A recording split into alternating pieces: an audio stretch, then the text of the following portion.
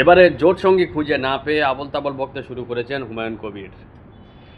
Asaduddin ওয়াইসির AIMIM এর জাতীয় মুখপাত্র সৈয়দ ওয়াকার সাহেব উনি বলেছেন যে হুমায়ুন কবির বিজেপির এজেন্ডা নিয়ে কাজ করছে।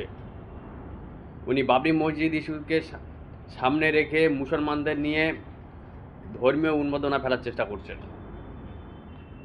এদিকে আইএসএফ হুমায়ুনের সঙ্গে জোটে যেতে রাজি নয়। সেজন্য বন্ধু না পেয়ে হুমায়ুন কবির কিছুটা যেন ডিপ্রেশনে ভুগছে এবং গতকাল উনি আইএসএফের চেয়ারম্যান তথা ভাঙড়ের বিধায়ক নওশাদ সিদ্দিকীকে ভাঙড়ের মাটিতে হারানোর ডাক দিলেন। উনি বললেন, আমার সঙ্গে যদি বেশি চালাকি করো তাহলে ভাঙড়েই তোমাকে হারিয়ে দেখাবো আমি। বাম কংগ্রেস এবং আইএসএফ যে জোটের কথা চলছে সেখানে হুমায়ুন নিজেই যাওয়ার চেষ্টা করছিলেন। যখন বাম কংগ্রেস আইএসএফের তরফ থেকে হুমায়ুনের ফ্রেন্ড রিকোয়েস্ট অ্যাকসেপ্ট করা হচ্ছে না, তখন হুমায়ুন নিজেই কখনো উল্টো পাল্টা বলতে শুরু করছেন।